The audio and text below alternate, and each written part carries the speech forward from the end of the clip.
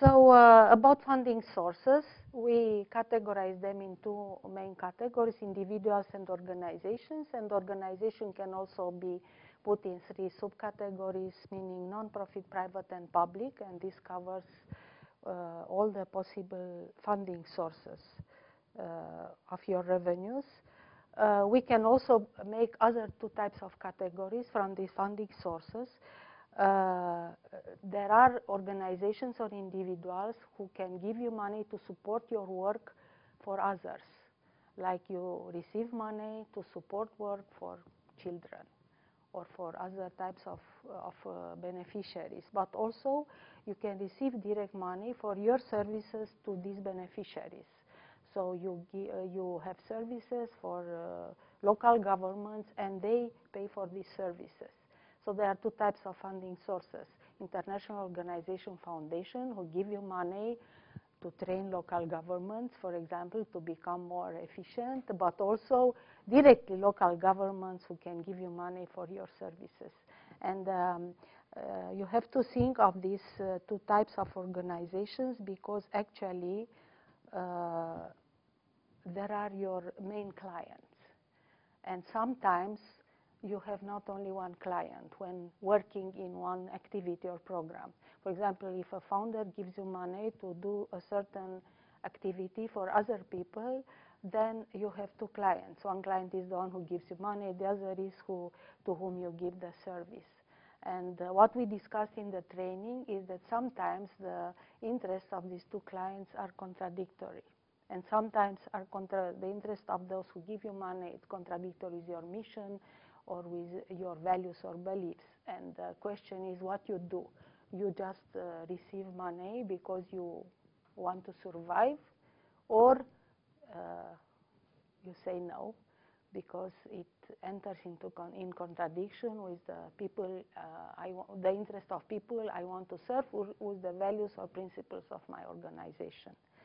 And where is the limit, and how you decide about this situation when you are in the middle of two clients' interests. And we have only one advice to give you, is that you have to follow your mission and do not make compromise on the quality of your work. And if you have this principle, then you'll know what to decide in the different situations when you are put in a contradictory situation. Now, the question is, what would motivate these funding sources to give you money, different types of funding sources to support your work or to pay for your services?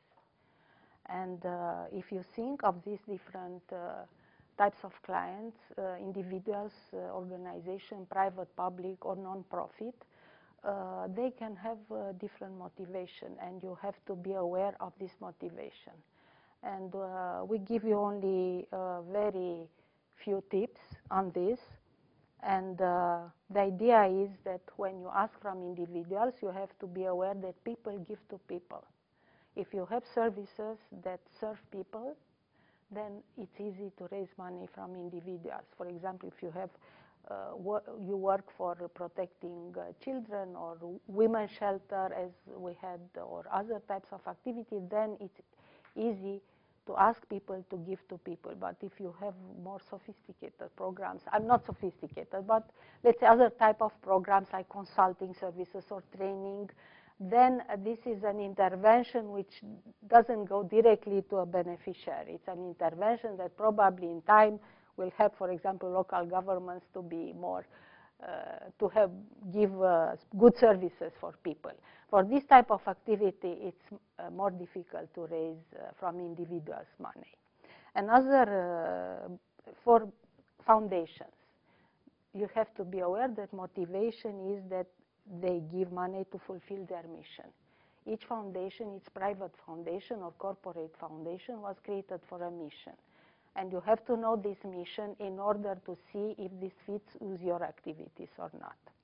Then corporations also give money, but they want a return on their investment because they are business people, and they want to have also a win from the fact that they gave money. And public institutions give money to implement their public policies. So if you want to know for what you give money and what grants, you have to know EU policies and what kind of policies they want to support when they give this money. Why is it important to understand motivation to give? What do you think? It's important because it's part of one of the steps of the fundraising activities. Actually, we structured them in this fundraising activity in 4 main steps. First is knowing what you want. The second is knowing your prospect, so who can give you money, and the motivation is part, knowing motivation is part of this step. Then communicating your request, and then building relationships. And these were the 4 main steps, and now we focused on knowing your prospect. You can analyze the different funding sources, not only through the motivation, but also with other types of analysis. One is the donor pyramid, which put on the base of the pyramid, it's a triangle, put on the base of the pyramid the sources and the variety of donors and sources you have.